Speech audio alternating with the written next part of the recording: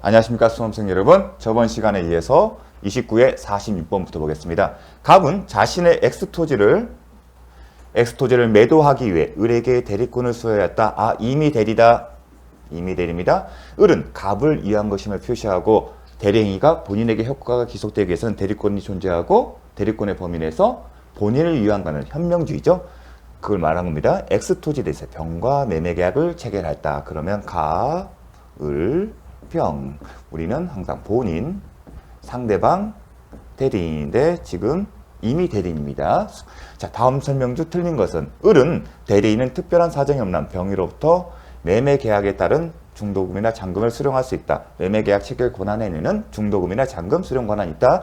2번 병이 매매계약을 적법하게 해지한 경우 누가요? 병이 매수인이 계약을 적법하게 해지한 경우 병은 매수인은 누구에게? 대리인에게 손해배상을 청구할 수 있다. X다. 자, 계약이 해제되면 어떤 문제가 있죠? 원상회복 의무가 있고요. 적법하게 해제됐다는 얘기는 무슨 얘기냐? 채무불행을 주고 매도인 측의 채무불행을 이유로 계약을 해지합니다.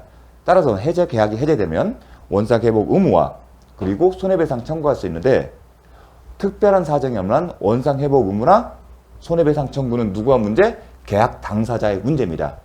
비록 대리행위가 대리행위지만 이 경우에도 계약 당사자는 갑과 병입니다. 따라서 계약 해제에 따른 원상회복은 계약 당사자의 뒤에 있는 매도인과 매수인, 즉 갑과 병 사이의 문제이다. 따라서 손해배상 청구할 수 있다가 틀린 질문입니다. 3번 병의 채무불행인 경우 매수인의 채무불행이 있는 경우 을은 대리인은 특별한 사정이 없는 계약을 해제할 수 없다. 즉 매매계약책 이미 대리인데 그 대리권은 어떤 거다? 매매계약 체결 권한입니다. 그 반대에는 해제권은 별도의 숙권행위가 있어만이 가능하다. 그래서 특별한 사정이 없는 한 이런 표현을 쓴 겁니다. 4번 병이 매수인이 매매계약을 적법하게 해제한 경우 그 해주려는 원상회복 의무는 누구? 계약 당사자인 갑과 병의 문제이다.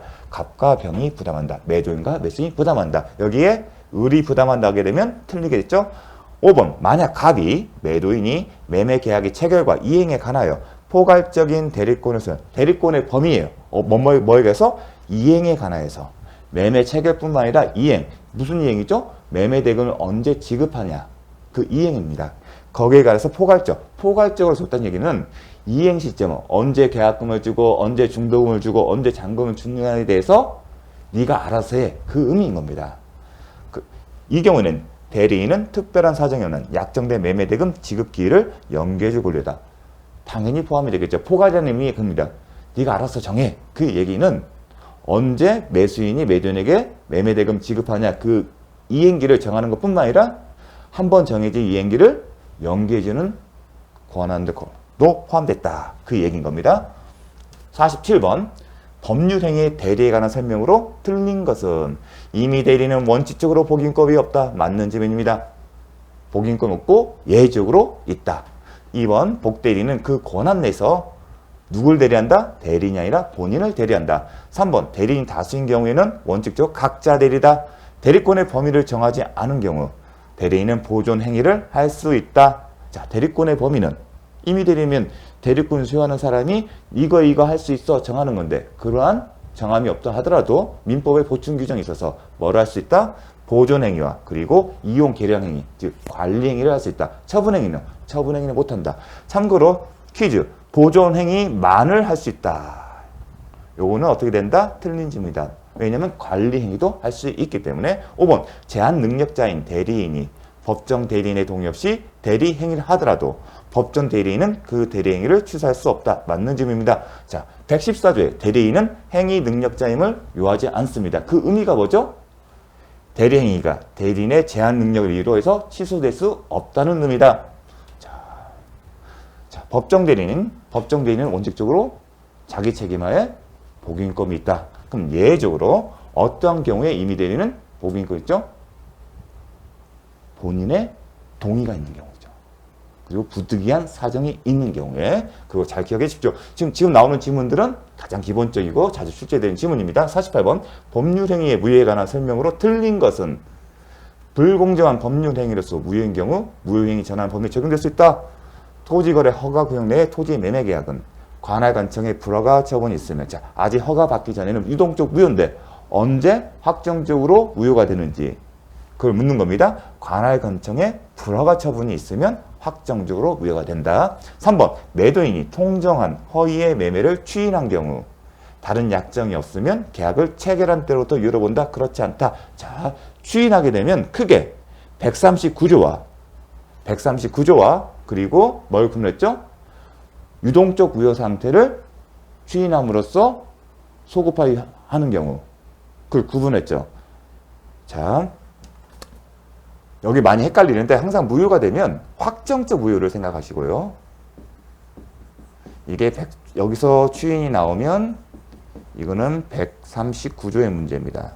반면에 비교할게 버리면 우리가 무권대리, 그 다음에 토지거래 허가, 또 뭐죠? 무권리자의 처분행위. 이 경우에는 무효인데 어떤다? 유동적 무효 상태예요. 여기에 대해서 추인이 있죠. 이 추인과 추인의 개념이 달라요. 이 추인은 뭐다? 흠결을 보충하는 거예요. 흠결을 보면 자, 무권대리에서는 대리권이 없는데 추인하면 대리권이 있는 것으로 보는 거죠. 토지거래 허가를 받는데요. 허가라는 요건을 갖추지 못지만 나중에 허가를 하게 되면 그 흠결을 갖추는 거고요. 처분관한이 무권리 처분행위는 처분관한이 없었는데 나중에 권리자가 하게 되면 처분관한을 주유하는 겁니다. 근데 여기서 추인은 그게 아닙니다. 어떤 흠결을 보충하는 게 아닙니다. 따라서 취급이 달라요. 이 경우에는 어딘가 소급해서 효력이 발생하는 거예요. 이 경우는요. 그때부터 새로운 법률행위로 보는 겁니다. 이걸 구분해 주십시오. 따라서 여러분이 추인한 용어 나오게 되면 이 중에 어디에 해당되는지를 보셔야 합니다. 참고로 이거는 확정적 무효과 유동적 무효예요. 또 하나 추인 나오죠. 유동적 무효. 취소할 수 있는 법률행위에서 추인. 그건 취소권의 포기다. 구분해서 살펴보십시오. 자, 여기서 통정허위의 배매를 추인한 거. 그럼 뭘 떠오른다? 139조를 떠오릅니다. 그러면 이 규정에 의하게 되면 요건은 무효 사유가 소멸된 이후에 이를 알고서 추인하게 되면 뭐다? 새로운 법률행위로 본다.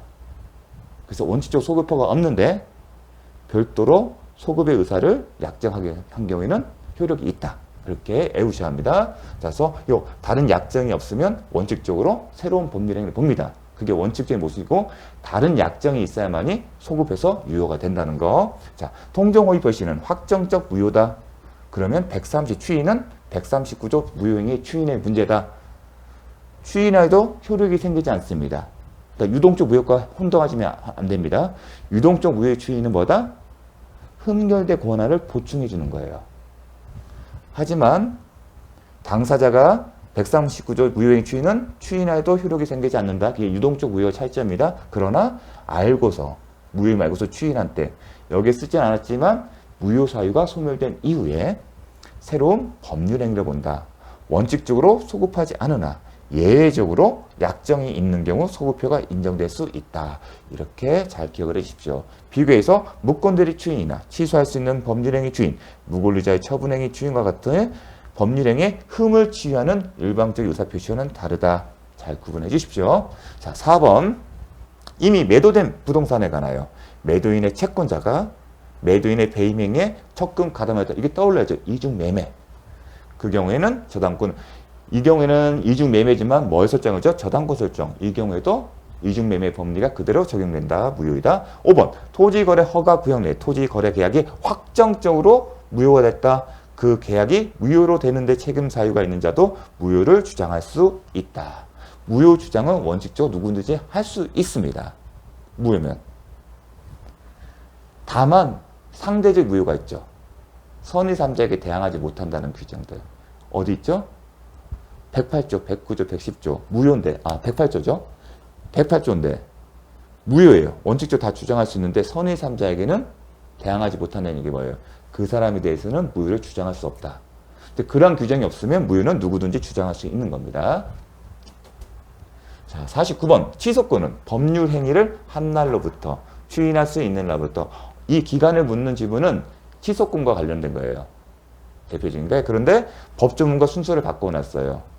법조문에서는 추인할 수 있는 날로부터 3년 내에 법률 행위를 한 날로부터 10년 내에 10년 내에 추인할 수 있는 날은 또 3년에 잘 기억을 해 주십시오. 법률행위 50번 법률행위 조건과 기한에 관한 설명으로 옳은 것은 정지 조건이 있는 법률에는 조건이 성취한 때로부터 효력을 잃는다? 아니다. 효력이 발생한다. 해제 조건이죠. 해제 조건 있는 법률에는 조건이 성취한 때로부터 효력을 잃는다. 2번 기한은 누구의 이익? 채무자의 이익을 이해한 것으로 추정된다. 채권자가 아니라 채무자의 이익을 이해한 것으로 추정되고 기한의 이익은 포기할 수 있다. 이건 맞는 질문입니다. 대출을 생각하십시오. 돈을 빌려서 1년 후에 갚는다. 자, 3번 기한의 도래가 미정한 권리 의무는 일반 규정에 의해 처분하거나 담보를 할 수 있다. 법조문입니다. 간혹 나옵니다. 간혹 나옵니다. 쉽게 얘기해서 대출금 채권 제가 오늘 은행이 소비자한테 1억을 빌려줬어요. 변제기는 2025년도예요. 아직 변제기가 도래하지 않았다 하더라도 그 채권은 양도가 가능하다. 그런 개념입니다. 4번 조건이 법률행위 당시 조건이 이미 성취. 이걸 뭐라고 하죠? 기성 조건이에요. 그 조건이 해제 조건이면 해제 조건 개념이 뭐죠? 법률행위가 성립과 동시에 효력을 발생하지만 일정한 조건이 성취되면 효력이 없어지는 겁니다. 기성적으로 조건이 성취됐기 때문에 이 해제 조건이 경우는 어떻게 된다? 효력이 없어진다. 따라서 그 법률행위는 무효로 한다. 이미 조건이 성취됐기 때문에. 자, 이게 어려우면 제가 했죠. 정지 조건, 해제 조건, 기성, 그 다음에 불능 조건. 기성 조건이면 조건 없는 법률행위예요. 대각선. 해제 조건이면 무효. 지금 뭐였죠? 기성 조건이고 해제 조건이면 무효로 한다. 자, 5번 당사자가 조건 성취의 효력을 성취 전에 소급하게 할 의사. 자, 원칙적으로는 정지 조건이든 해제 조건이든 조건이 성취한 때로부터 효력이 발생하거나 아니면 효력을 잃습니다. 하지만 당사자가 성취 전에 소급할 의사를 표시한 경우에도 그 효력은 성취된 때가 아니라 소급해서 효력이 발생한다. 자, 참고로 비교할 게 뭐다? 기한의 경우는요. 기한의 경우에는 절대적으로 소급효가 없다. 자, 잠시 쉬었다 가도록 하겠습니다.